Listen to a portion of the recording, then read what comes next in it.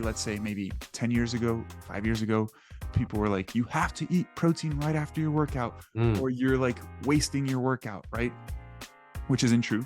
And then it was the complete opposite, where some new research came out showing that the anabolic window isn't really all that important. And if you're consuming you're consuming adequate total daily protein and total daily calories, probably doesn't make that much of a difference. And then people are like, oh, it doesn't matter at all. And it's like both of those extremes aren't necessarily correct, right? Because sure, if you're eating sufficiently, you don't have to have some protein like immediately after your training. It doesn't really matter. However, if you're somebody looking to optimize performance, optimize building muscle, optimize whatever it is you're trying to accomplish with your training, why not prioritize recovery as soon as possible, right? Just because there might not be a big difference between not eating and eating right after training doesn't mean that it's not important at all. Alrighty, guys, welcome back to another episode of the Dr. Joey Munoz Show. Today, I have my good friend and colleague, Patrick. He's probably my only Irish friend. Pat, thank you for being here, my man. Pat has his master's degree in nutrition, has a specialization in sports nutrition specifically, and he's also my colleague. He works with me over at Team BioLane. He's a fantastic coach, and a lot of the work that he does is focusing on how to improve performance specifically, right? I know in this podcast, I talk a lot about fat loss, general health tips, really pretty basic rudimentary information, right? But I think this episode is going to be really interesting because we're going to talk about how to optimize performance a little bit more specifically, right? Pat, thank you for being on, my man. How are you doing today? Absolutely. Delighted. We're just getting out of bed here this morning. And then we had our little, Joey was running off, taking care of the baby. I had to put my dog out. So we had a little rough start, but excited to be on. And just to give you kind of like a little intro to the performance nutrition, I know that a lot of your listeners are, they don't have that goal of sports nutrition necessarily. Performance nutrition spans, outside of just sports and athletes, but we'll dive into that, I'm sure. Yeah, man. So tell us a little bit about yourself. I know I gave you a shitty intro. No, not at all. Tell us a little bit more about yourself. I know you've had years of experience giving seminar presentations on different nutrition related topics. Tell us a little bit about yourself, and then we'll go ahead and dive into the topic of sports nutrition after that. Yeah, just really quick, a funny story on the intro. About 6 months ago, I went to the FBI to do a workshop. Okay. And it was my first FBI one with this other company that I do speaking with. Yeah. And I had gotten called in last minute because the other nutrition speaker had gotten stuck on their flight. And so I'm all nervous. I'm about to go up and start talking. And our lead, the guy who introduces people, he says, okay, guys, so our nutrition speaker, she couldn't get here. So this is our Uber Eats driver. His name is Patrick. He's just going to talk to you guys about food, I guess. So it completely cut the tension. So it was funny. That's great. Yeah, that's actually really good. It was good. It just completely relaxed, and they were just normal people as well at the end of the day. But yeah, so I am, as you can hear from my accent, hailing from Ireland. I spent most of my life there, although I was born in Boston. So I always say I'm allowed to be here. And I'm back in Boston now, and I'm working with Team BioLane as a performance nutritionist. And I've been here for a little over a year. So I've been working with Joey and the whole team of coaches, which has been just an amazing experience. Other than that, I work with a company called O2X, and they basically just fly me around the East Coast of the US, giving, workshops, and I do nutrition speaking for firefighters, military, the Navy, like I said, FBI, just a bunch of other, we call those tactical athletes. And so what I explain to them is, okay, I'm not saying that you guys are full on athletes, because they laugh at that. They're like, Patrick, I'm not an athlete. I'm trying to lose some body fat. Like, give me some weight loss tips. But in a way you are, because you're trying to optimize performance in your job. The same way as if you're a parent with a kid like Joey here sitting across from me, you're trying to optimize your performance as a parent and do your job. And, nutrition plays a big role in that, and optimizing your diet around what you can do. So that's kind of mostly what I do. Is I work with people in high responsibility jobs that also have a family, that are just trying to optimize their diet and, their habits, rather than working with a ton of high level athletes. Although I have a few of those clients as well. Yeah, man, that's super interesting, right? Because I think most people do think about nutrition from like a fat loss perspective, right? It's like, oh, what do I eat to lose weight? And we usually don't think about like, what should I eat, or how should I be eating, I should say, to help optimize my performance, right? And what you were talking about, like these people technically being athletes, that's a really interesting way of thinking about it, because they have to perform, right? Maybe They don't have to be as lean as a basketball player or something like that, but their performance is still important, right? And I'm sure as we're talking about this and people are listening, these things that we'll be talking about in today's episode are applicable to different aspects of life, like you just mentioned, right? In the context of people trying to lose body fat, improve body composition, your performance in the gym is really important. So if you can optimize your performance in the gym with some of these nutritional strategies, you'll likely have better improvements in body composition over time. If you are a busy entrepreneur, right, and you work up and you need to be energized first thing in the morning, you need to perform well with your job, some of these recommendations will be beneficial for that as well, right? Maybe not some of the recommendations in terms of like consuming carbohydrates prior to exercise to optimize performance, but maybe some of the hydration related tips, right? Because hydration and mental fog go hand in hand. And so some of these tips, if you're creative, are going to be really applicable and helpful for different aspects of your life as well. So let's go ahead and jump right into it, man. I think the first question I really wanted to ask you is, you work with a ton of athletes, right? What do you see are some of the most common mistakes, like easy, what's the term? Picking the easy fruit, right? The low hanging fruit. That's what it is. I grew up in a Spanish household, and like my first language was always Spanish. And so I mess up so many of these phrases in English all the time. I'm like, because you're literally translating them. Yeah. Or just like I didn't get the wording right because I haven't really heard them that many times. Like I started hearing about these phrases like as an adult. I'm like, oh, that sounds cool. Let's use it. But what are some of the low hanging fruit that people miss, or that athletes miss in particular, that can be a really big changer, a game changer for overall performance, energy, etc.? Yeah. So I think as a broad stroke, most athletes that I would sit down with and have a chat, they're exposed to so much marketing from athletes, from pro athletes. And, they're following these professional sports teams, and there's a lot of supplements being pushed. So they're looking at the minutia, and they're looking at the small details when it's really hard to sell them on just doing the basics consistently. Yeah. So, I start every workshop off with the pyramid of priorities. And there's one for fat loss, there's one for muscle gain, and it's very similar for performance. And it starts the bottom level. So it works like the food pyramid, where, the bottom level has the greatest area. Right. Yeah. So it's just a pyramid with 5 levels. And even if the top level, you have the best of the best, whatever that is, and I'll get to it, and it works 100% of the time, the amount of area that the little triangle at the top of the pyramid takes up, it pales in comparison to the bottom. So that's what I try to explain to people is like, even if the supplement works really well, it doesn't, like, you still have so much more to gain by just eating enough. So those 5 levels are energy intake. And honestly, one of the areas I see athletes fall down the most is not eating enough and not periodizing their intake for just high and low days. Just like on a heavy training day, not eating the same amount of calories as you're eating when you're chilling. Yeah. So calories, macronutrients, or we could talk about, food portions as a different term for that. Micronutrients or food quality. So that's the first 3. And they're kind of like the essentials that I think of. And then above them, you have timing, which obviously is a slight bit more important for sports performance and athletic performance. And then at the very top, you have supplements. Yeah, I agree with that pyramid wholeheartedly. And I think those are some of the same things that obviously you and I work with slightly different populations, but the same recommendations in terms of priority, right? Yeah. Overall intake is most important.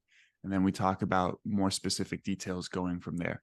So what would be the benefits of, like, let's say a young athlete, let's say a high school athlete or a college athlete really trying to take their performance to the next level? What are some of the benefits of really eating enough and focusing on perhaps actually gaining weight rather than trying to stay as small as possible, right? I think maybe if you're with like basketball players, because both you and I like basketball, it's like, oh, if I gain weight, I won't be as fast, or I won't be able to jump as high, right? Are those myths? Is there any truth to that? What are some general recommendations there? And what would be some of the benefits of really focusing on eating more and building your bodily capacities there? Oh, yeah, that's a great question. So I feel like when we don't have a great knowledge around nutrition, when we say, okay, I'm trying to gain some muscle, I'm going to eat more, we go from eating too little to eating way too much. And then you see guys who do gain a lot more body fat than they want, and it might slow them down. So people have this idea of like, okay, if I'm eating more, then I'm eating more. But if we could implement a way of you eating more, but just eating a slight bit more, a very moderate, what we call surplus, and I'm sure you've talked about that. Yeah, you just did a muscle gain episode. a surplus where you're increasing your calories by a small amount very purposefully, and whether that's through, dietary tracking or not. Yeah. I work with a lot of people, and we have food portion tracking where we just use our hand, and then you'll be able to increase proportionally your training, your strength training in the gym, and you will see a kind of trickle down effect in your actual basketball training, or if we're talking to soccer Yeah. players or whatever sport you're in, you'll see the increased energy availability. Yep. But my experience with younger athletes is just underfueling pretty much across the board. Like, Yeah. I would say 70 to 80% of the time, people are just underfueling for their maintenance. Because I'll tell you, I worked with a professional football team in Ireland, and I remember meeting with each guy, and a lot of them had muscle gain goals. They were very, very skinny college students, and there was a few that needed to lose body fat, but most of them needed to increase their weight. And Patrick, I eat so much. Oh my God, man, I can't eat anymore. I'm always eating. But when I actually looked at I got them to track their food. I said, don't change a thing, which is a really important step in the process to actually observe what you're doing first without changing, Yeah. And they did. In fairness to them, they just kept doing their thing. And I saw these guys are waking up at 11. Their first meal is probably lunch. It's probably some kind of like sandwich we have this thing called a hot chicken roll in Ireland. It's like the main staple food for a college student. 15 grams of protein maybe. And then dinner. Yeah. They're probably getting 50, 60 grams of protein. They need more than double that. Yeah. If you want to see any, and then the calories, they were vastly under consuming calories for maintenance. Yeah. So I think what you stand to gain is just being a bit objective with yourself, maybe downloading a tracking app. If you're not achieving your goal, whether it's improved energy, levels for training, you're trying to put on some weight, be objective, download a tracking app, and actually just get like a snapshot view of your diet to see where you are. Not sure. And no, that makes perfect sense. I guess what I wanted to talk a little bit more about too is, do you think, and I know the answer to this, but I want to hear what you have to say, and I want to hear your personal experience too, because I know you play basketball in the league. You've also been purposefully gaining weight for the past, 6 months, 8 months? Yeah, because I got to get to your guys' size. Yeah. Guys, funny story. When I first met Pat, it was obviously online because we work with Team BioLane and we all live across the country. And for some reason, when I saw his picture, I thought Pat was like 5'3" or 5'4". Like, he just looked really short from his pictures. And then I met him in person, and he's like, "You're what, 6'4", 6'3", around there?" 6'3". Yeah. And I was like, holy shit. Dude, man, for some reason. You have no idea. I had no idea, man. No. Since that has happened, I've had like 3 or 4 different situations where people are like, "Oh, whoa, you're way taller than I thought." And I'm like, is this something with like it's psychology? No, it's the BioLane. No, picture, where they get kids to like draw people, and then sometimes they draw people smaller. Is it because I don't have a personality or something? I'm not a commanding presence. No, I'm telling you, it's for some reason your BioLane picture, you just look shorter than what you are. Like, now I look at you, I'm like, okay, he looks like a big dude. It's that BioLane picture, man. No, okay. Anyways, I guess what I wanted to discuss is, like, in what situations would you recommend an athlete to perhaps focus on gaining weight, and what would even be some of the benefits, right? And then maybe you can share your experience with how much weight have you gained in the past 6 or 8 months? Have you noticed changes in your performance? Have you slowed down? If so, if at all, or has it actually improved your performance? Let's take a little bit a route into that conversation. Yeah, that's a brilliant one. So I'll relate it to basketball because that's my experience, but it pertains to so many field sports, so many team sports. Bit different for athletics and things like that, like, individual sports. But for me, when I go into a gaining phase, the results are pretty stark. Like, I can notice them right away. Just boxing out guys, driving through the lane, taking contact. The more mass you have, the more mass you'll be able to move, right? Yeah. And I notice it pretty quickly, a couple of weeks into a gaining phase, I'm training very routinely. And the one thing that I also notice, and this is just, it comes with a gaining phase, is that you're going to gain fat and you're going to slow down a small bit, which is why I always recommend to athletes, I'm a men's league now. It's not like I have one season in the year and then I have my off season. So I don't really mind, right? I'm in these leagues kind of throughout the year. But for athletes who are, younger and they're in a high school career or something like that, or even a college career, you have to prioritize when you want to go through, like when you want to go into that phase. You have to organize that right. So I always say, when you're pursuing a body composition goal, performance shouldn't also be your goal. So your off season is perfect for either a fat loss or a muscle gain goal, because you go into a structured resistance training program and increase your calories and increase your protein. You don't know how you're going to respond. Some people start gaining weight really fast. Some people, it's a bit more difficult. So you don't want to be in season coming up to like playoffs and you're putting on this extra weight that you're not used to moving around. So I always say prioritize the off season for that. Now, if it's a small, you want to add 1 to 2 pounds per, like very gradually, that can be something you pursue in season, right? And if you're just increasing your intake, it's also going to help with your recovery from the sport. So that's perfect. But if you have a significant body composition goal, I really feel like that should be held for off season. And that goes for a lot of different sports, Yeah. And in what situations would you recommend an athlete perhaps focusing on actually building muscle and increasing body weight? Because I'm sure in some situations, perhaps it's not recommendable, and in some it may be, right? So maybe in the context of like, I don't know, let's talk about basketball again, but I guess this is applicable to any sport, right? What situations would you say, or if you worked with an athlete, you would recommend perhaps focusing on weight gain and building muscle? Yeah, I'll throw one that's probably not as well known because I learned it way too late in life. So I used to get injured all the time. I used to get knee tendonitis, right? Yeah. Jumper's knee in both Yep. knees, and it was really, really bad. And there was one year I almost had to take a whole year out of basketball. And I was always going into physiotherapists, and they were telling me, Patrick, there's an imbalance. Your quads are too tight, your hamstrings are too loose. You need to stretch your quads. Okay, stretching, stretching, stretching. Years later, I had this calf or this Achilles kind of strain, and I went in, just a little tweak, and I went into a physio, told him about all my history, and he's watching me do these exercises, and he's like, bro, you're just weak as fuck. Like, you're just weak. You need to strengthen your muscle. Forget all this stretching. The research is showing now that like we're tight because we're weak. Yeah. You need to get in the gym and you need to strengthen, your muscle groups. You need to strengthen the quadriceps, the hamstrings, and the calf muscle, because that's why you're getting injured. And I was like, holy shit. So if you're prone to injury or you're in a sport where injuries are very common, get in the gym. It's the absolute number one thing you can do.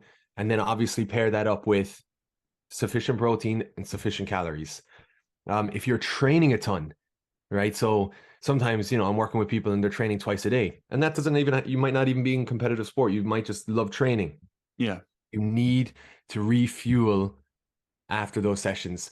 So a lot of people say when they look at recovery, they say, oh, I'll just be a bit sore in my next session. No. Or I'll just be a bit sore tonight. It's like, no. Your next session will be shittier.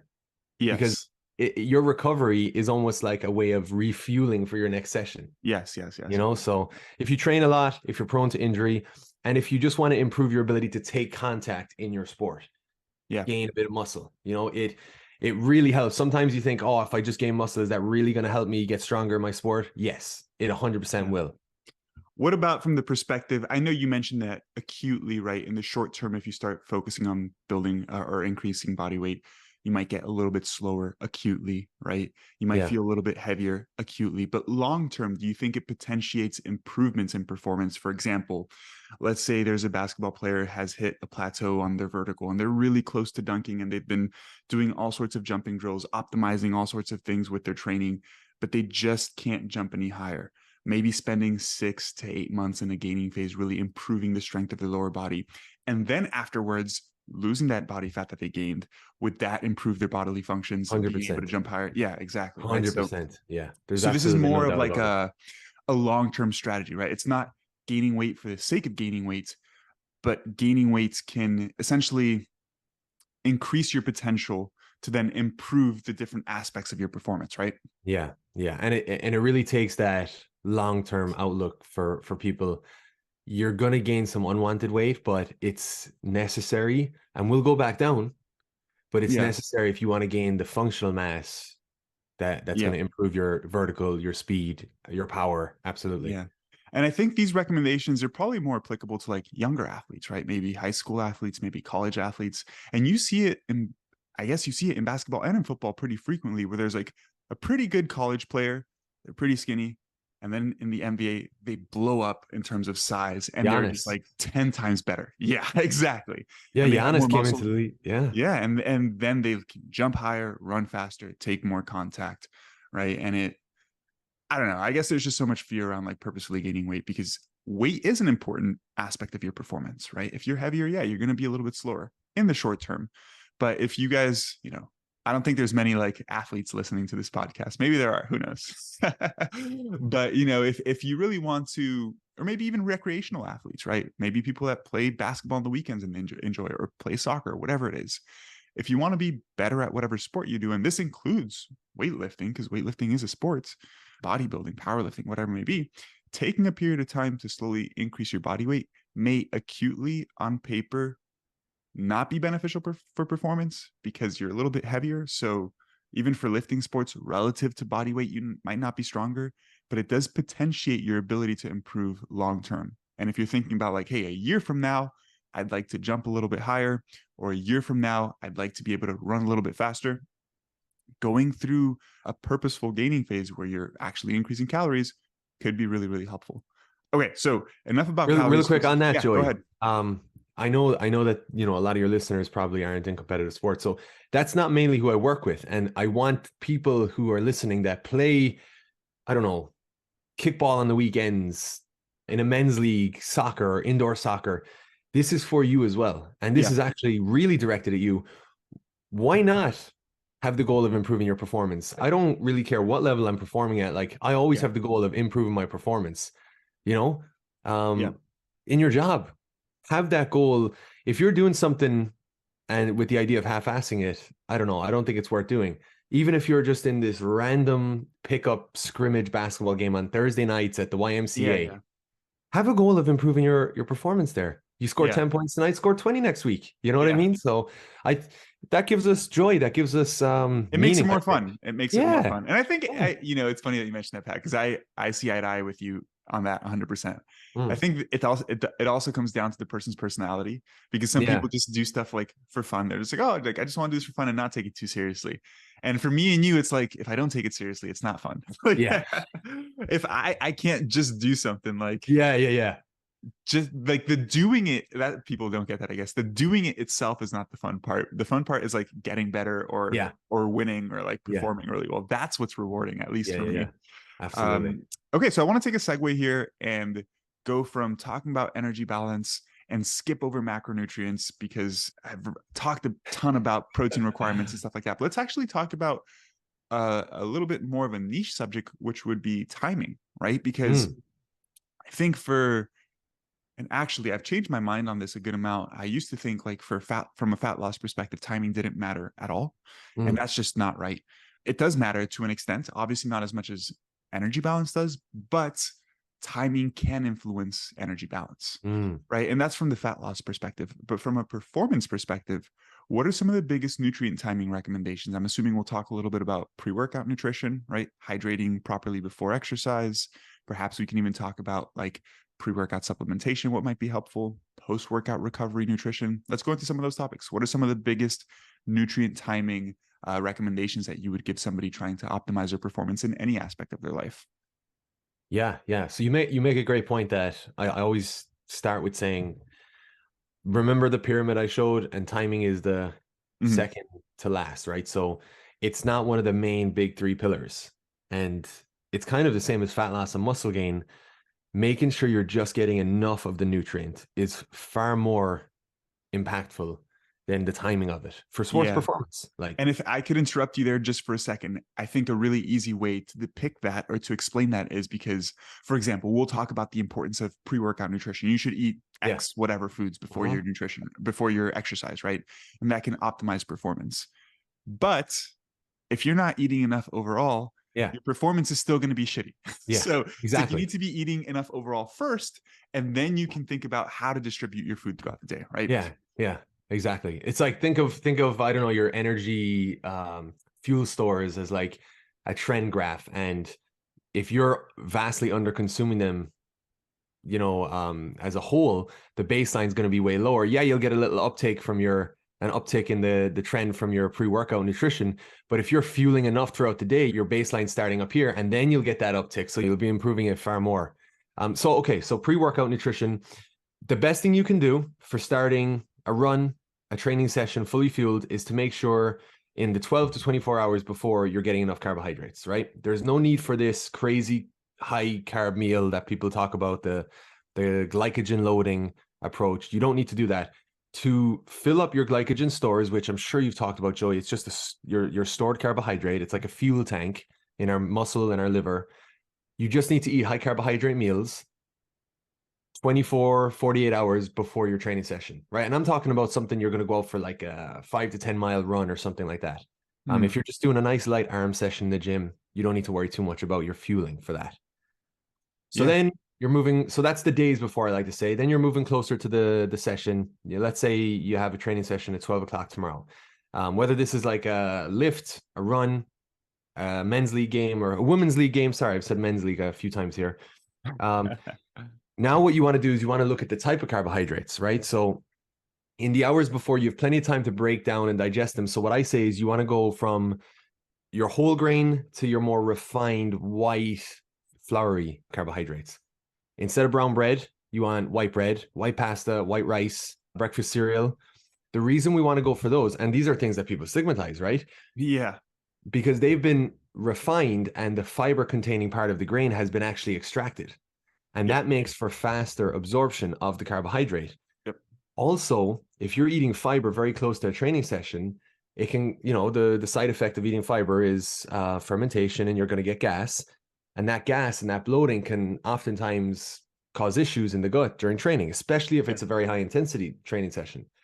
So the two nutrients you want to kind of limit in the hours before training or competition is fiber and fat, because they're the two things that slow down the transit of food through the GI tract, and they can cause some inflammation and bloating.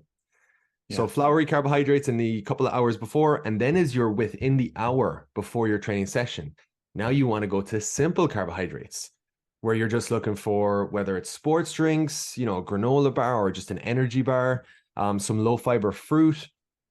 What else? I just say like a white piece of bread with some jam on it and maybe a little bit of peanut butter, even though that has some fat in it. But things that are sweet and that they're going to give you that kind of like, they're really tasty, and they almost, when you eat them, you almost feel like you have more energy. Because to be honest, they're not going to have much of a physiological effect unless your training session is like 90 minutes to 2 hours. Yeah. There's not going to be enough time for you to actually break them down, digest them, and actually utilize that carbohydrate. Instead, what they're going to do is, we see they can activate pleasure receptors in the brain and almost tell us that we're more fuel than we are. And that can help. That can help. So that's my main. Yeah, it's really interesting. I would say the parallels, but it's almost like the opposite of what people think when it comes to fat loss, right? Yeah. Or just general health. People are like, oh, refined carbohydrates are so bad for you, or you should avoid sugar. And then when you talk about sports performance in the context of improving overall performance, it's like, no, these things are actually great and they have a lot of utility. And actually, you should be using them if you're an athlete or somebody trying to optimize performance, right? And it's like, that's pretty much what I tell my clients too. Usually I have some clients who like working out first thing in the morning, and they used to train fasted. I'm like, don't train fasted, eat something. It's like, oh, I can't eat something because it bothers my stomach. It's like, no, you want something that's very easily digestible. Maybe a whey protein isolate, 15, 20 grams with some water and a piece of fruit, like a banana is great, or just something that's high in sugar. It's like, oh, isn't sugar bad? No, it's going to help fuel your performance, right? Because if you have some carbs in you, especially if you're training first thing in the morning, it's really going to help provide some glucose, which you're going to use for exercise. Yeah. And actually, you brought up something really interesting. It's not even the fact that like that food itself is directly going to fuel you, because to be honest, if you have some excess body fat or you're not in a caloric deficit, you have plenty of fuel in your bloodstream, right? But there's actually really cool research on this from a resistance training perspective, that simply eating something, even if it's non-calorie containing, can improve performance, which is wild, right? So it does have to do something with your nervous system or some sort of chemical signals going on, that you are sensing that you are in a more fueled state, right? And the particular study I'm thinking about, I don't even remember the specifics of the methodology, but essentially they gave people either water or this like sludge thing that, I remember, it was 2 different preparations of this sludge. One had actual sugar and the other was like artificially sweetened or whatnot, and it was non-caloric. And they both improved performance compared to just water. but they were both equal in terms of the improvements in performance. Wow. So it just goes to show that just eating something, Yeah. having something in your stomach will help improve performance. And the goal here is not to feel full. It's simply just to get some fuel in you Yes. so that you can train. And that's pretty much it, right? In any situation, I would say these recommendations are probably even more important for people who train in the morning, right? Because if you train in the afternoon, you've probably already had breakfast, lunch. It's probably not that big of a deal. Again, timing isn't all that important. If you're somebody who's trying to get like that 1% boost in performance, then you should probably really hyper focus on the meal that you have 30 minutes or 60 minutes before training. But for those people who train in the morning or do anything that requires either physical or like physical performance or mental performance, you're going to benefit from fueling before, right? And so, for example, with the carbohydrate intake, do you have some general recommendations in terms of quantity? Let's say 30 minutes before exercise or an hour before exercise. I know we should be having simpler carbohydrates the closer we get to exercise, but is there a certain general range in terms of quantity that you like to recommend? Yeah, but just really quickly, I want to jump back because you make really good points on just what you were saying. So it's just really funny that you think when I'm coaching and putting out all my content to social media, you think you're addressing certain issues all the time. And then when you actually get people's feedback, it turns out that you're answering different questions sometimes. So I'll give you an example, right? I think I'm always trying to tell people just to eat more and carbohydrates are more important. And then I put out a question box a few days ago, and I said, what has this page taught you about sports nutrition? And I got so many replies about just eating before training has been so huge. I had a call yesterday with all my clients, and we went around the group. Each person told me what they've learned and what they've improved. All of them were saying eating before training. I have a swimmer there. I have rock climbers. I have people just going to the gym. And I was like, holy shit. So maybe this is really something that people don't know about. So yeah, it's funny that it across the board and people I've worked with and had interactions with, eating before training has really impacted, their performance. Yeah. Okay. So in terms of the quantity, it depends, right? So we do have, ranges for athletes going into like a competition. But in terms of the meal prior, I just say anything between 50 and 100 grams in your meal. But here's the thing. You want to be careful and you want to observe how you respond to a higher dose of carbohydrates prior to training. Because some people, if they have 80 grams of carbohydrates when they're pre-training meal or snack, they feel like shit. And it might not necessarily be too high in fiber. It's just they respond poorly or adversely to that amount of carbohydrates. My main tip there is to hydrate alongside the carbohydrate intake. That can really help with the transit through the GI tract. And also just start at a small intake and watch and observe how you respond to it. Yeah. And then really lastly on the carbohydrate, the feeding with carbohydrates versus the non-caloric sludge. That come in sports performance, we have these studies that are carbohydrate mouth rinsing, which is where they give cyclists 60 minutes into, a cycle, they give these cyclists a sports drink and they're told, swish it around in your mouth and then spit it out. Yeah. So like physiologically, okay, there might be a tiny bit of carbohydrate digestion in the mouth, right? A tiny bit, but mostly no, right? And these guys actually perform longer. They hold their intensity longer. And that's just what you're saying. It's something to do with the nervous system. And it's very interesting. Or maybe even like sweet receptors in your tongue, thinking that you've consumed something when you were. Well, that's what they think. Right? Yeah, that's what they think it is. Yeah. No, that stuff is really interesting. It's like, I don't know how practical it is because like, why would you tell somebody not to swallow it? Right. It's like, why would you tell somebody to swish something and then spit it out? Well, because they get GI distress Discomfort. if they eat. Yeah. But Makes even sense. Well, this applies to people who wake up at 5 a.m. I know a lot of people listen to this podcast are, busy professionals. The only time you can train is in the morning. Joey and Patrick, I can't eat. I'm waking up at 5 to go train. Have a little Dole fruit cup, that sweet fruit cup. Yeah. I have a client who eats the applesauce packets. Have a little kind granola bar. Yeah. That sweetness will help you just get up and ready for the training. Like you'll be walking into the gym a small bit more up for it rather than walking in wrecked, tired, and it just get something sweet in. That's my main tip. It is important. And it's funny because for Junior, our son, we've been buying him. So for those of you guys that don't know, my baby's 8 months old. So he's not just starting, but it's probably been like 2 months now. We're giving him like solid food, Mm. solid. It's like purees essentially. And at Costco, we've been getting these like fruit purees that come in the little pouches, kind of like the You've been sports smashing gel them. packages. Yep. I haven't, but I've highly considered it. It's like banana and apple. Dude, it's delicious. And Yeah. like for training, this would be really good for training. You know, they should, from a marketing perspective, have the same exact product, Yeah. but like sports performance. I know a ton of athletes who eat those things. Yeah, they're Yeah. great. They're great. Yeah. Okay, so identified some pre-workout nutrition stuff. The most important thing is going to be carbohydrate intake, like you mentioned. Mm. And again, it's more important the longer the duration and the higher the intensity of your workout, right? Yeah.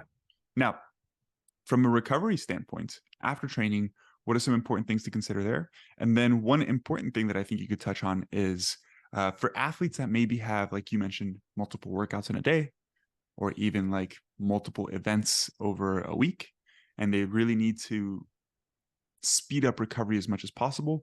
Mm. What are some ways to do that with nutrition? What would be some ways to increase glycogen resynthesis as quickly as possible post exercise? Let's talk about some of those things. Yeah. So before we get into the multiple days, let's address the first point, just basic low hanging fruit that you can start implementing and that I see people overlooking is eating after training. So a lot of people have training in the evening or later at night, especially if it's like a sport. Most people work, so they're organized 7 p.m., 8 p.m. Just make sure you're not sacrificing food for getting into bed. I know sleep is hugely important, but that meal post workout is equally as important. Get that in. If that means pushing bedtime off, half an hour, and then sleeping a bit longer in the morning, or just having to sacrifice that half an hour of sleep, that's what I recommend. Because if you then train tomorrow, and this is getting to what Joy says, if you don't have a huge amount of time in between your training sessions, the timing aspect of your post-workout carbohydrate intake becomes more crucial. So we have this kind of window of between 30 and it's as short as 45 minutes. It doesn't even really span longer than an hour after training session, where when we consume carbohydrate, it will be a lot more efficiently uptaken as glycogen and stored as glycogen. So it's like our replenishment systems are a lot more efficient in the 30 to 45 minutes post workout.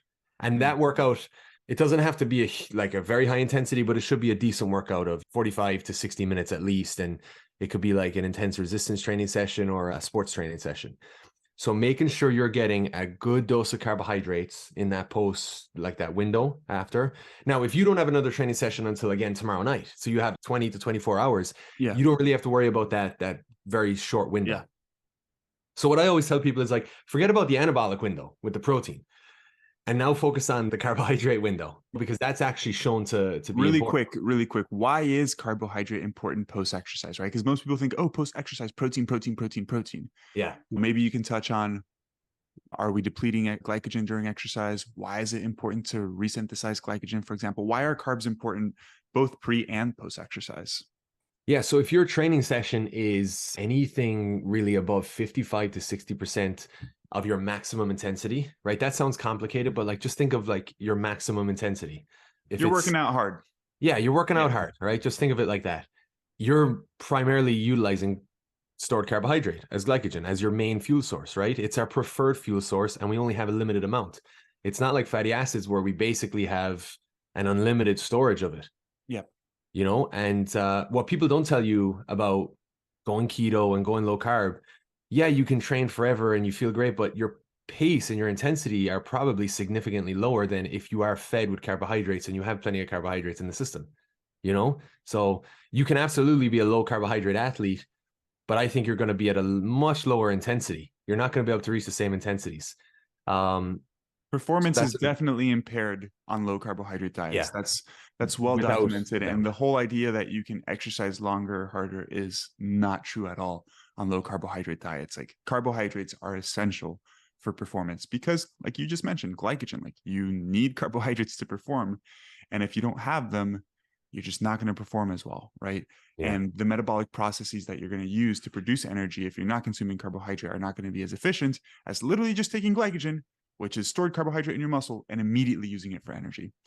Anyways, didn't mean to Yeah. interrupt you. You go ahead.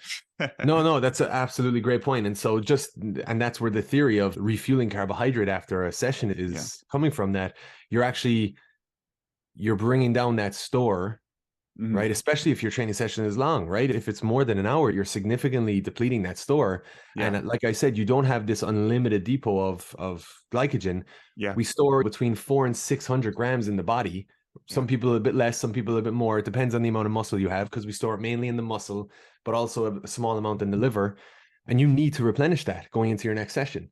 And oh man, there was this really cool study that looked at, I don't want to get into the athletes again, but they looked at collegiate athletes, and these people were starting their training session very underfueled. Now, this was a pretty intensive study, because to see what people's muscle glycogen is, they have to do biopsies of their muscle Yeah. tissue, which is insane. Like, you're taking a chunk of people's muscle.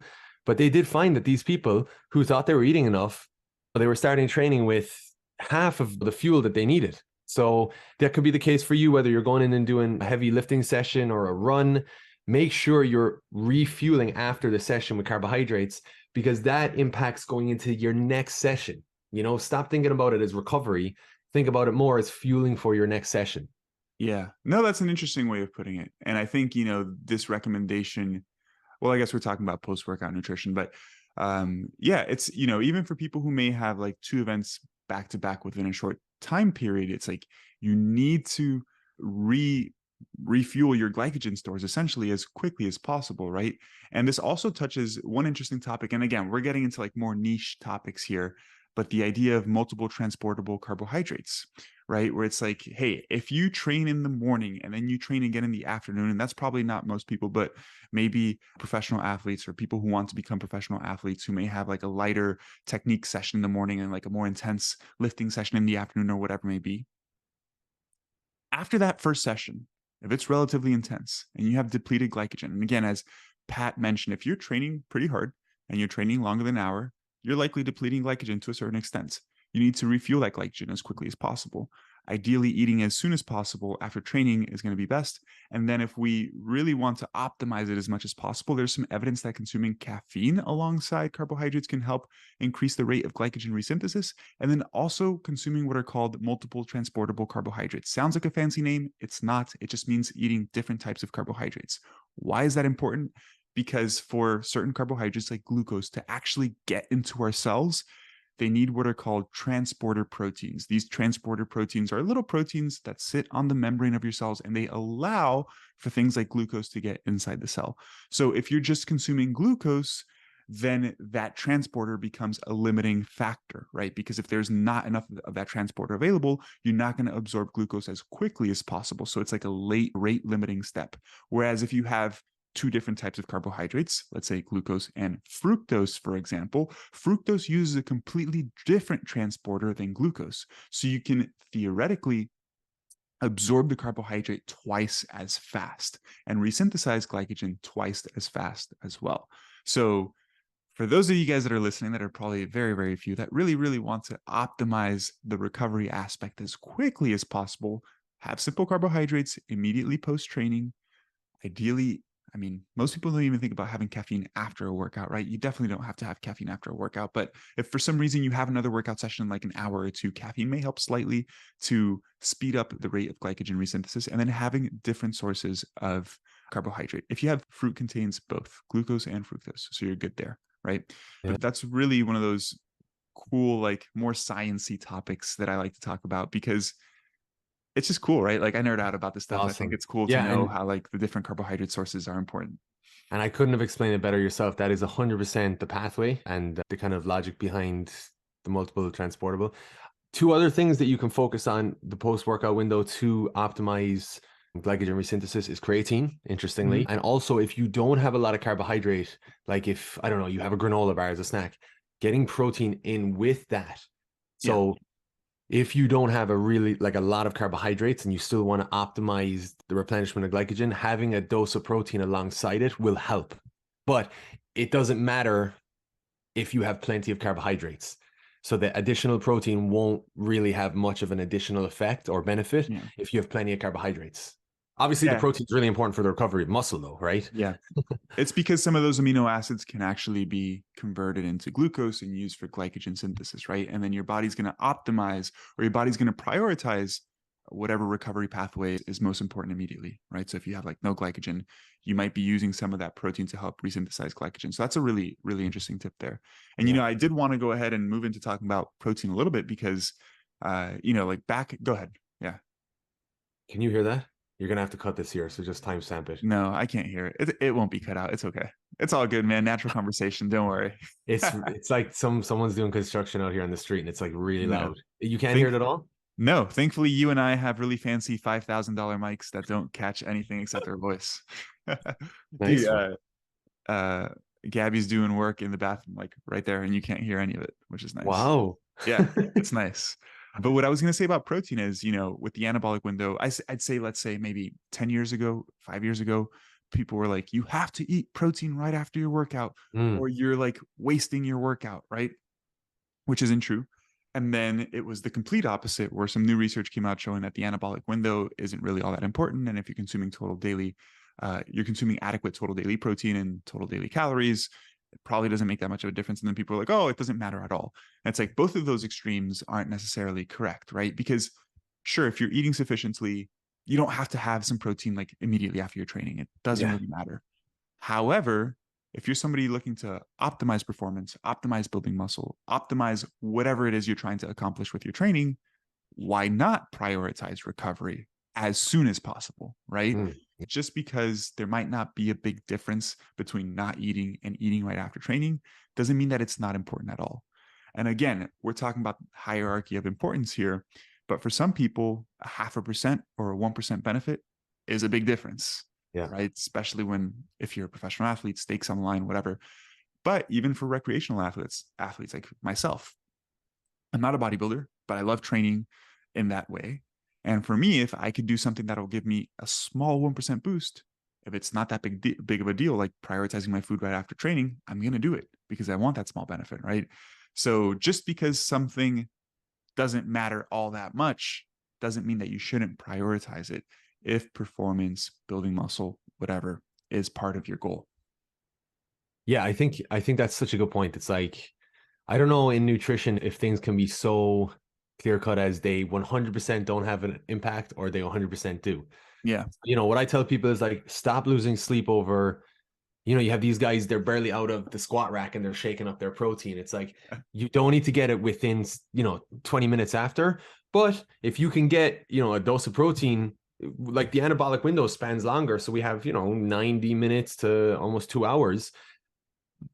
Ideally, you'd get a dose of protein within 2 hours Yeah. before and after your training. So I'm not saying like forget about protein. I want you to actually get it before and after, but I'm just saying you have a bit more flexibility than people think. Yeah. It's so funny that you brought that up, dude. I started lifting when I was 15, and I used to go to this small little gym by my house, and I would walk there after school, and I would bring my shaker cup, and in my shaker cup, I had a scoop of protein and like 2 servings of powdered Gatorade, like in there. And as soon as I finished the last rep of my last set, I would run to like You had the to. water fountain, fill it up, shake it up, and like drink it immediately, dude. I wouldn't let people like interrupt me or talk to me or anything. I was like, hold up, I need to drink my shake. And then we I can had a talk. friend Like, exactly like that, man. It's so funny because I you was like, think you're losing gains by the second. it's straight up, man. Like, that stuff was hilarious, man. So we've touched a little bit on pre-workout nutrition, a little bit on post-workout nutrition. For those of you guys listening, I'm sure you've noticed that we're pretty open-ended here with not giving like very specific recommendations of this food at this time with this quantities, because it doesn't really matter. Yeah. What matters is that you consume something before training, 30 minutes, 60 minutes, ideally, right? And for people, we talked about for people that work out earlier in the morning, but even for like busy professionals that may like have a breakfast or a light lunch, let's say they have lunch around 11:30 noon and they work till 5 p.m. and then right at 5 p.m. they get off work and they go to the gym. It's like, you probably need to fuel before the gym, right? So if you've had a big meal, and when I'm talking about a big meal, I'm talking about maybe 600, 700, 800 calories here, 2-3 hours before your training, you probably don't have to have something else like 30 minutes before your training. If you're lifting weights for an hour and 15, like you probably don't need to have anything. But if it's been several hours, you definitely want to have something. Ideally, some simple carbs. Like we were talking about how much, right? I'd say at least 20 or 30 grams perhaps is probably a really good starting place. before that training session. If it's been several hours, but since you've eaten, maybe having some easily digestible protein as well. Not that the protein is going to help benefit performance. And we talked about this in depth in one of the episodes too. It's like you want to evenly space out your protein as much as possible, ideally. Yep. So having a small little bolus before training would be beneficial. Then go ahead and train, and then go ahead and prioritize your recovery by consuming some carbs and protein immediately after training as well. And this doesn't have to be a huge meal, right? It's just maybe another piece of fruit, maybe another small piece of protein right after your training. And that can be something that you can have with you in your gym bag. Like you can literally have a cup like this, put a scoop of protein, and bring a banana to the gym. Not that hard, right? And for people that say they can't do that, you're not prioritizing, because it's not that hard to do that, right? Like it's really just not that hard to do that. Yeah. Okay. So one thing now that I want to talk about, moving another step forward, I really want to touch on hydration, because I know hydration is really important. And I know a lot of athletes even start to training dehydrated, especially people who train in the morning, perhaps, right? Have gone all night without drinking any fluid, wake up, go exercise, perhaps haven't had any fluid. So let's talk about the importance of hydration, general hydration recommendations, and how would you assess whether somebody's hydrated. And then I also want to finish off by talking about supplementation, right? From a performance perspective, like, do you recommend any sort of intra-workout type of supplement?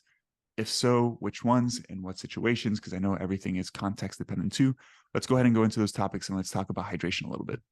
Yeah, absolutely. Hydration's a big one. And I'm sorry, my dog is going crazy out here. Dude, I don't hear him at all. That's crazy. Don't even worry about it. I don't losing my mind. I have this construction on the street and my dog's scratching the window. So we have like a little Pomsky. It's like a half husky. Joey knows it's half husky, but he got all the husky traits. He's just howling and he's so vocal. But yeah, so hydration. And, you know, I get a ton of questions about hydration. The main tip I'll give them is try and maintain light yellow urine throughout the day. Your urine color is the most practical, widely used test all the way up to professional sports. You know, the only other ways to monitor someone's hydration status, they're pretty invasive and they're pretty expensive. So all the way up to professional sports, we use just urine color, not necessarily the frequency of your urine, right? Because sometimes that can be changed in response to like your acute intake, right? So the color of your urine is the best measure. And again, this is a mistake I made early on in my career. You're not trying to get clear. I used to think it was like you're trying to maintain clear pee. It's not the end of the world if you're peeing clear. It just means you're drinking a bit too much. It doesn't mean, you know, you're going to die. You're overhydrated. It's just light, pale urine. That's what you're looking for. Why is it bad for urine to be clear? So you're getting too much fluid in. And if you're active, if you're very active, what can happen is you're getting the ratio of fluid to electrolytes is disproportionate, and something can develop called hyponatremia. And the symptoms of this are actually very similar to dehydration. Yeah. So it's like the symptoms of overhydration are very similar. And this is actually more common in athletes and people who are active than dehydration. Because I feel like nowadays there's such an emphasis on, you know, hydrating. You see people walking around with these fucking massive things of water, you know, and they're just going over the top. So I'll talk about specific recommendations for water intake, but you know, I've listened to some pretty high up researchers on fluid recommendations, and they say for most of us that aren't training at really high intensities, like thirst is perfectly fine to use as a marker. Like I hate when people say, "Oh, if you're thirsty, you're basically dead. Like you're basically dehydrated." It's like, okay. We get thirsty a lot. You come out, you play 60 minutes of basketball and you're thirsty. Does that mean like I'm severely dehydrated? No, it's just my body saying, "Hey, you need some water, buddy." Yeah. So for a lot of us, thirst is fine. As long as you're sipping water throughout the day and you don't wait until you have that thirst sensation for your first drink of water. But I have a recommendation of 30 mils of water per kg of body mass. Okay. So, man. And then there's other recommendations. Do you know what that translates to pounds? I think it's cups per pound. It's all good for those of you guys. Just Google. Yeah. Like how many cups of water per pound of body weight? I definitely don't know what it converts to there. I feel like cups is like the most, or ounces, I guess, is the most common thing that we use, right? Yeah. So for me, that ends up at 2.7 liters. The reason I'm using the metric system, it's not because I'm Irish and I'm trying to push that on everyone, even though it's very logical and it makes sense. But the reason I'm saying that is that's what they use in the research. With water recommendation, that's what's used in the research. So we can convert it, but sometimes it's just better practice to translate that directly. Would So you 2.7 argue, liters. would you argue that a gallon per day is probably too much for most people? Yeah. Yeah. Yeah.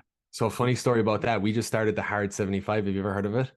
I've heard of it. I don't know the specific details, but yeah. So it's one of the things is a gallon of water.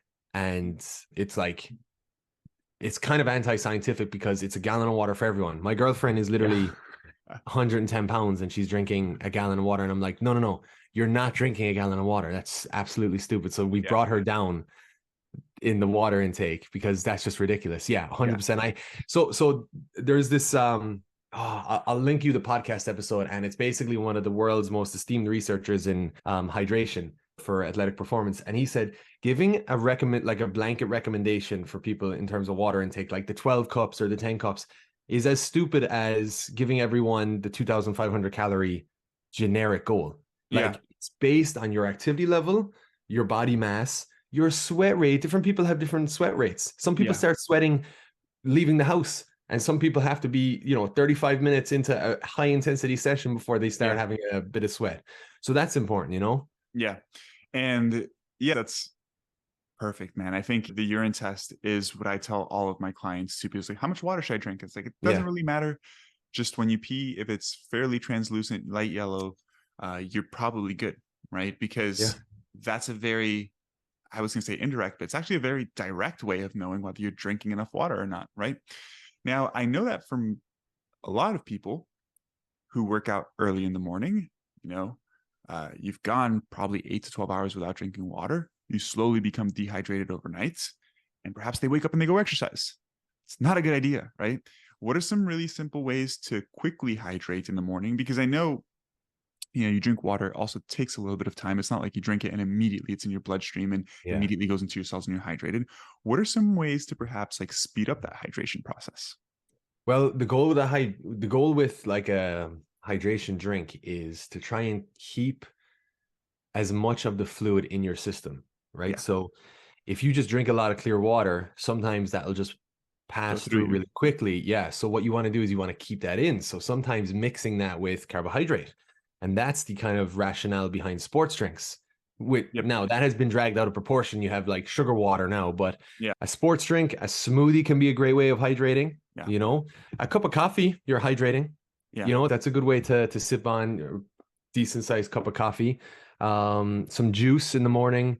They're my main ones that I go, like your pre-workout, you're mixing the pre-workout in, and sometimes that'll have some carbohydrate. A lot of times they're sugar-free, but they'll have some electrolytes in there. But trying your best to sip on it. So the main tip I'll give is sip on your drink rather than chug your drink. When you chug a bunch of water, there's pressure receptors in our blood vessels that will respond to this like acute increase in pressure. And they'll basically tell your body to excrete the water, even though you're not even hydrated. So that's why I always say, don't use the frequency of peeing to tell yourself that you're hydrated, because, some people wake up, they'll take some water and then they'll have to pee again. They'll be like, oh, I'm hydrated because my body wouldn't have to pee if I'm not. Yeah. It's like, your pee's radioactive, right? You're definitely not hydrated. So make sure you're looking at the actual color of the urine. Yeah. It's because there's too drastic of a change in blood volume too, right? Like too quickly. Exactly. And that's, I'm actually working right now on writing an article on electrolyte supplementation, right? Nice. Seeing what the benefits are, what the hype is, because there's a lot of hype too, but there is some utility, right? And what you were just touching on that's really interesting is like, you don't just drink water and become hydrated, right? Like, the term hydration simply means that you have, appropriate blood volume, right? And that your cells have sufficient water and they're adequately hydrated too. So it's like, you drink fluid, it goes into your stomach, it goes into your intestine. From your intestine, it goes into your bloodstream, right? And if there's a variation in blood volume there, because when you drink fluid, you increase blood volume. If you do that too quickly, you're going to excrete some of it, right? Because there shouldn't be a really rapid shift in your blood volume, and your blood volume is actually pretty stable, right? So if you're drinking it slowly, it's going to be more beneficial. And then once it gets into your blood, then from your blood, it goes into your different tissues and you hydrate those tissues. In those situations, if you need to really hydrate quickly, and you're starting from a position where you're dehydrated, definitely having a beverage that has both carbohydrates and electrolytes seems to be beneficial, right? And that's most sports drinks, but actually oral rehydration solutions seem to be a little bit more effective, right? And the only difference there between a sports drink and an oral rehydration solution is the concentration of the amount of stuff in the beverage. And again, you're not going to be measuring the concentration of your drink, but really interestingly, a more dilute drink actually seems to be better than a more concentrated drink. And you're like, oh, why would that be? Like, don't you want more of the stuff? It's like, not really, because if you have to think of it this way. If you have, this is what we'll call forget the specific term, essentially a drink that is more dilute than the concentration of carbohydrates and electrolytes in your blood. Hypotonic. Right? Hypotonic, exactly. I was thinking hypohydration. I'm like, no, that's not the term, hypotonic, right? So a hypotonic drink, the concentration of electrolytes and carbohydrates in the beverage are less than that in your blood. Why is that beneficial? Because then you're essentially, to an extent, diluting your blood so it has more water, and so the concentration of the solutes, the electrolytes and the carbohydrates, are actually higher in the tissues and lower in the blood, which means that the concentration of water is higher in the blood and lower in the tissues, so you have passive movement of water from your blood into the tissues. So if you have an electrolyte beverage or something that has carbohydrate and electrolytes like Gatorade powder, and you're mixing it and it's like the flavor is really sweet and really strong, it's probably a little too concentrated. And from a hydration perspective, if you actually dilute it so it just has a light taste, that's going to be a lot better. That's why some sports drinks like don't have a really strong flavor. And you're like, oh, this isn't super sweet. That's purposeful. But I did want to share that because I do think for some people, like, man, if you wake up first thing in the morning and go exercise like right away, some of those things can be really helpful, right? Because you'll hydrate better, can potentially reduce muscle cramping, can potentially reduce dizziness, can potentially improve, like, there's also evidence on rate of perceived exertion, like hydration status, right? It's like you might still go to the gym and work out, but shit just feels harder. So it's like if you're adequately hydrated, it just doesn't feel as hard. There's a crazy kind of line of thinking on that. And there's this position paper that a guy wrote, and he says, hey, we don't actually even know if like mild dehydration affects performance at all. Usually if you have pretty conscientious, motivated, athletes, they're going to perform to the same level. It's just, we can't blind people in studies. Like, we can't tell someone they're hydrated when they're not. Like, we're clearly dehydrating you, and then you have that effect that they see what's still going to push. Yeah. Well, they're saying, like, in studies where they're trying to see the effects of dehydration, athletes know they're being dehydrated. So they're probably getting the placebo effect and they're probably underperforming. But they say if we truly blinded people, we don't even know if they would underperform. But the main finding across the board is the perceived exertion piece. That shit just feels harder. And I always say to people, you get into the gym, you've been doing everything right, you're sleeping right, you're eating right, everything feels good, you haven't drank in a few days, like drank alcohol, and you just don't have it. Those gym sessions where you just don't have it. It could be the hydration piece. So adding in, a sports drink. And just lastly, on the different sports drinks, you made such a good point, Joey, on the different types. So the new Gatorade sports formula, it's like that little square bottle. That's a perfect isotonic drink. And then, you can move into or isotonic. Isotonic is the ideal. Yeah. Hypotonic, you make a good point that if like you're underhydrated and you haven't just lost a bunch of sweat and you're trying to make back those electrolyte levels, hypotonic is good. But for people after a session, isotonic is like, it's a moderate amount of sugar and electrolytes. Yeah. So that's the square bottle, the square Gatorade bottle, Body Armor, and the Powerade Ion 4. So you'll see them in most gas stations. But then the normal Gatorade, just cut that with a bit of water, because that has a bit too much. It's a bit too concentrated. Yeah, those are awesome tips there, man. Thank you for sharing those. I didn't know that new Gatorade was an isotonic solution. I was just like, they just changed the bottle for no reason. No, they just woke up because Body Armor were just doing much better than them. Body Armors taste so much better, dude. Yeah, they do. We get Body like the light ones. I just love the flavor of Body Armor. Yeah, they're so good. Dude, okay, so we've talked about a lot so far. Overall energy intake, certain situations where athletes might actually want to consider eating more rather than under eating, right? Because I feel like sometimes athletes too are like, I'm too slow, I'm too this, I need to actually lose weight. They're already skinny. It's like they don't even have that much muscle. It's like you actually probably do better if you start eating a little bit more. So in some situations, eating a little bit more is the correct answer, right? We talked a little bit about nutrient timing, specific recommendations before and after training. Of course, timing is not nearly as important as total food intake, but if you're already nailing down your total food intake and you want to step it up another notch, you want to focus on these timing recommendations, right? And then we talked about perhaps hydration, some general hydration tips, really just focusing on the color of your urine, making sure you're sipping on water throughout the day. And then one last thing I wanted to touch on, and I'll open up the floor for any other topics that you want to talk about. If there's any other general tips here for performance, what about supplementation? What are some of the most effective supplements? When should people take them? Why should people take them, right? Because not everybody should take every supplement. Let's go ahead and talk a little bit about that. Yeah, so your main ones, well, obviously creatine is going to be huge here for pretty much all athletes. And there's some research coming out, like we know the benefits of creatine for muscle gain and strength and power sports, but endurance sports has been one area where it's not really been recommended because we didn't really know if it, can benefit performance there. But there's some new research coming out showing it can. And what I say is like, isn't increased muscle mass and strength important for endurance athletes as well? Of course, pretty much across the board, creatine is a good one to go with. I'd say creatine, interestingly, from an endurance standpoint, also probably has a very big benefit on the hydration component, right? Because the benefit of endurance for building muscle is not that it inherently builds muscle, it's that it lets you push a little bit harder in the gym, right? Yeah. But it is very hydrating because when you take up creatine in your muscle, you're taking in a ton of water too. So that might be the main mechanism by which it benefits endurance training. Who knows? Yeah, but regardless, really creatine, take it. Basically, without being that strong, without using strong language like that, basically, yeah. I remember I did a workshop, one of my first ones with this company, O2X, and the guy, one of the head guys came up to me that like runs the company, said, we just have to be a little less aggressive with our recommendations. And I was like, oh, really? What did I? And he was like, creatine, you came on a little strong. I was like, oh, my bad. But so creatine, whey protein, just simply a crutch to get higher protein intakes. That's it. Sometimes, Joe, you'll know this. You get messages on social media.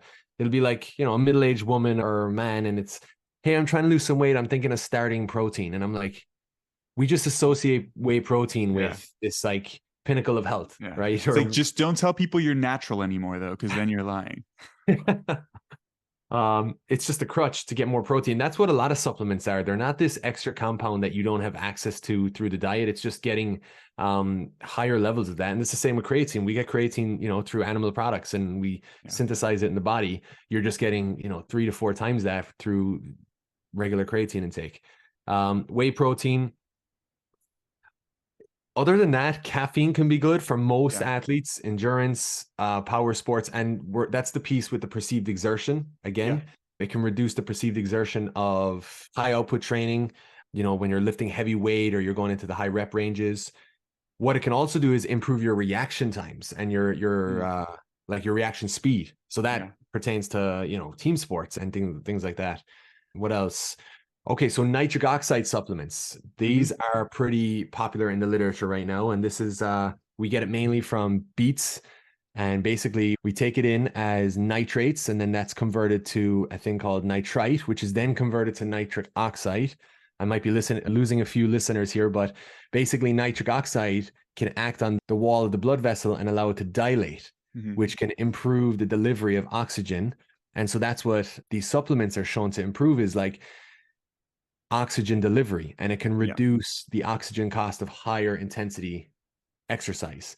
And these are pretty, effective in the literature right now for athletes. But whatever training you're in, because there's also blood pressure benefits of these doses of nitric oxide, and I heard there's an epidemic on our hands of people using mouthwash, because what mouthwash does is it kills the bacteria in our mouth that converts nitrate to nitrite.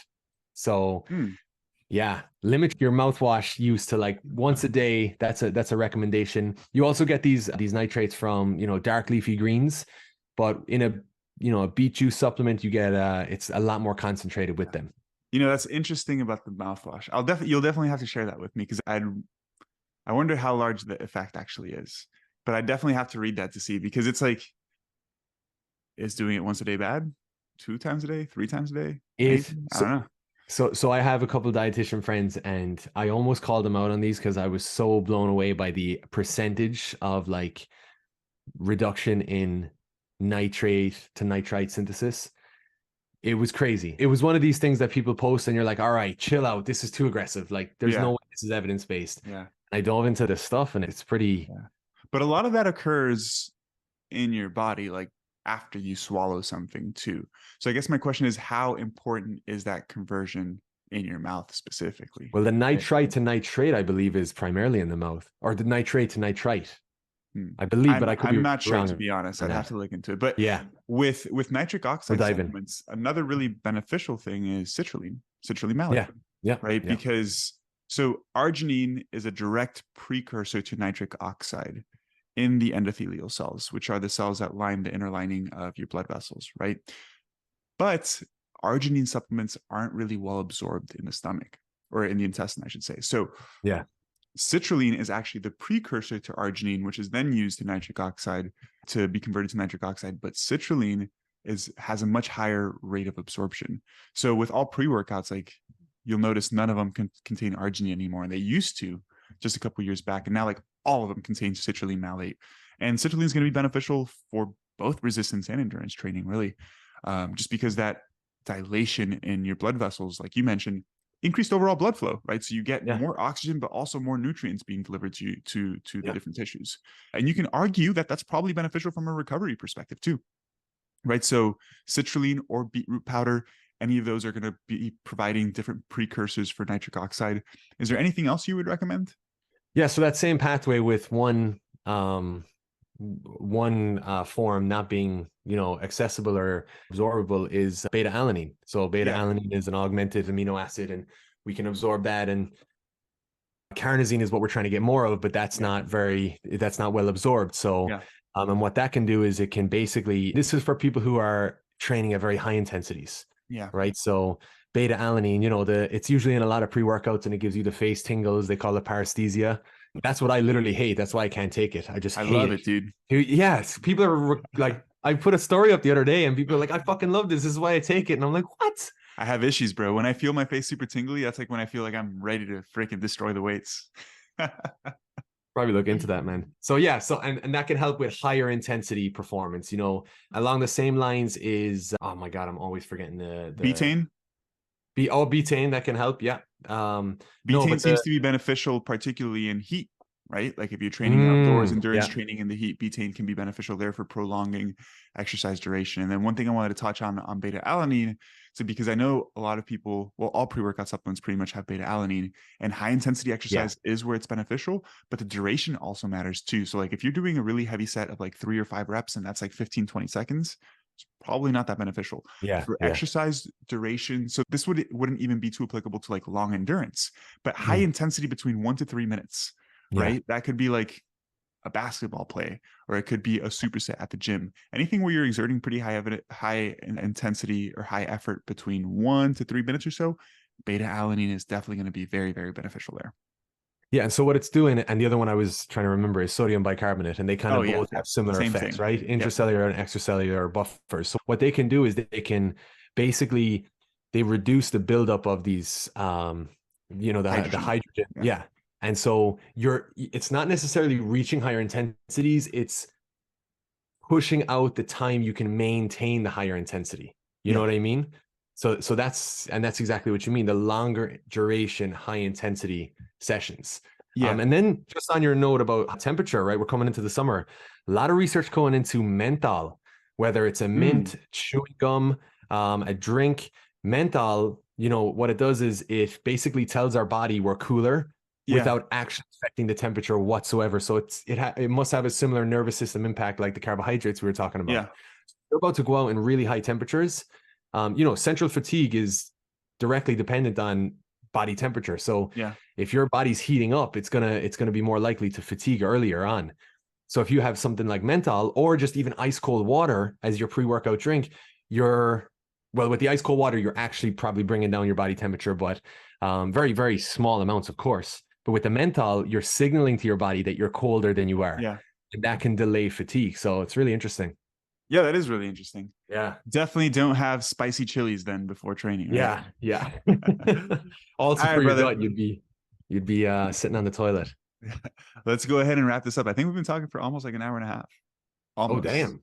Damn. Okay. Dude, this was Hopefully awesome, we kept man. the listeners. Yeah, I honestly really enjoyed this second half of the conversation a lot. So hopefully, First half was shitty. Yeah. yeah, your fault, not mine. All right, man. Well, dude, as always, Pat, it's a pleasure speaking with you, man. Do you want to let anybody, not anybody, everybody know where they can find you, your social media, your business, your website, what you do there? Yeah, so just real quickly, I just say my Instagram because I have that link tree that everyone has, and you can go scroll down the links. So it's Pat_sports nutritionist. Don't, if you're not an athlete, still go follow, because I'm not just talking to athletes. It's like I should change it to like performance nutrition, but that's just way too long. And then I have all my links there, but I do obviously coach with Team BioLane. If anyone is pretty athletic and you're looking to improve your performance, you can reach out to me. And then I also have Ubuntu Nutrition. It's on the hat here. And this is where I work with, well, I offer resources and kind of education to coaches, to aspiring coaches who are building their online business. And yeah, that's me, man. And you just started a podcast with Ubuntu as well, right? Yes, I did. Yep. So just started a podcast where I'm just doing episodes centered around building your coaching business and insights and how to deal with common obstacles. I'm actually going to record an episode today about 5 reasons your clients are they're gaining weight that's not related to actually weight gain. You know what I mean? It's water retention, lack of sleep, their period, things like that. So just helping coaches improve their quality of their service and to ultimately help their clients improve their life. You know? Yeah, man, that's fantastic. We'll definitely link that. We'll link all that stuff in the description of this episode. And for those of you guys listening, although his podcast is directed to coaches, the information is still very practical, right? And maybe even it might be even beneficial for somebody to listen to these things from the perspective of a coach. Absolutely. Right? Because it might help you think about your nutrition, your health in a slightly different point of view that perhaps you didn't think about previously. Anyways, guys, I hope you all enjoyed this episode. If you've listened this far, please, please, please take a second to leave a rating. These episodes take a lot of time and effort. They're completely free, and you're getting a really high level education here. And all I ask is for you guys to leave a rating and let me know if you enjoyed the podcast. And if you're listening on YouTube, please give it a thumbs up, subscribe to the channel, and thank you.